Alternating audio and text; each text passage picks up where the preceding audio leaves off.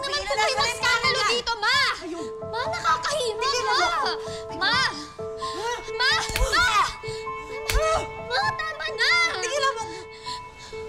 Pinagkatiwala ko sa iyo ang anak ko. Anong klaseng tao ka? Tao ka pa ba talaga?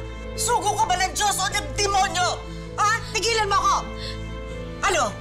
Alam ko nagkamali ako, Aling Lorna, pero kahit kailan hindi ko niloko si Clarice. Mahal ko po siya. Mahal ko si Clarice. Hanggang kailan niyo gagamiting rason niyang mahal-mahal na yan? Ha? Hanggang kailan? Para pagtakpan niya kasalanan ninyo? Para mo na anak si Clarice!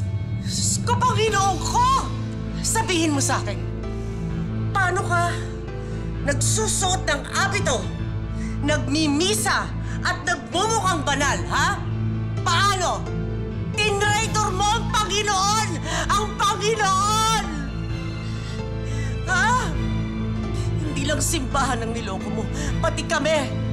Binaboy mo ang pananampalataya namin. Kaya hindi ako papayag na mapunta sa'yo si Clarice. Ma, hindi po. Aling Lorna, nagkamali nga ako, pero kung iiwan ko si Clarice at ang magiging anak namin, mas lalo akong magkakasala.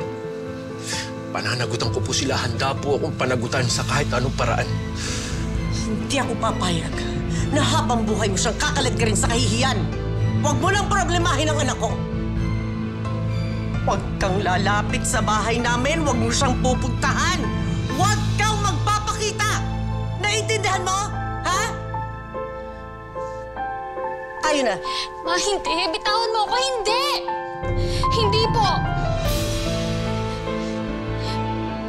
Kay Henry po ako sasama. Sa ayaw at sa gusto niyo. At kung guguluhin mo yung buhay namin, hinding-hindi mo na ako makikita.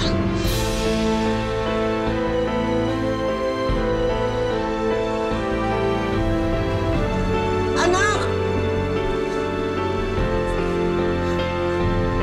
Clarice, anak, bumalik ka dito!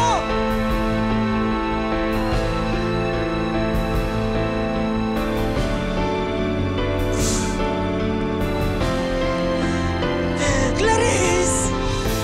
At this point, hindi mo pa ba naisip na na hindi mo na maitatago at kailangan mo na tanggapin kung ano yung mga kailangan mong gawin?